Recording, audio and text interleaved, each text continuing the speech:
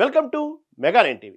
Delhi liquor విధానానికి సంబంధించిన కేసులో కల్వకుంట్ల కవితకు తాజాగా వచ్చిన కోర్టు తీర్పు ఆమె రాజకీయ భవిష్యత్తుపై పెద్ద ప్రభావం చూపనుంది. ఢిల్లీలోని రౌస్ ఎవెన్యూ కోర్టు కేసులో నమోదైన ఆరోపణలకు తగిన ఆధారాలు లేవని స్పష్టం చేయడం ఆమెకు ఊరటనిచ్చింది. ఈ కేసులో ఇప్పటికే అరెస్ట్ అయి సుమారు 6 నెలలు తీహార్ జైలులో గడిపిన కవిత ప్రస్తుతం బెయిల్పై ఉన్నారు. ఈ తీర్పు కేవలం వ్యక్తిగతంగా కవితకే కాదు, రాజకీయ పరంగానూ కీలక మలుపుగా భావిస్తున్నారు. ఇంతకాలం ప్రత్యర్థులు ఆమెపై లిక్కర్ స్కామ్ ఆరోపణలను రాజకీయ ఆయుధంగా ఉపయోగించారు. ముఖ్యంగా బండి సంజయ్ వంటి నేతలు విమర్శలు గుప్పించగా కేసు నడుస్తుండటంతో కవిత ప్రత్యక్ష ప్రతిస్పందనలో కొంత జాగ్రత్త వహించాల్సిన పరిస్థితి ఏర్పడింది.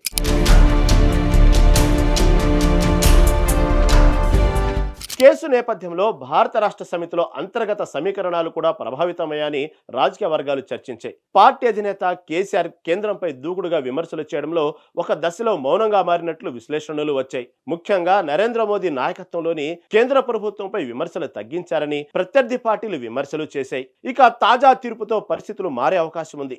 రాజకీయంగా కొంతకాలం వెనుకంజ వేసిన కవిత మళ్లీ చురుకుగా మారే సూచనలు కనిపిస్తున్నాయి. రాబోయే స్థానిక సంస్థల ఎన్నికలు, గ్రేటర్ హైదరాబాద్ తో పాటు ఖమ్మం, వరంగల్ వంటి నగరాల్లో జరిగే మున్సిపల్ పోటీలు ఆమె తదుపరి రాజకీయ అడుగులకు వేదిక కావచ్చని చర్చ జరుగుతోంది.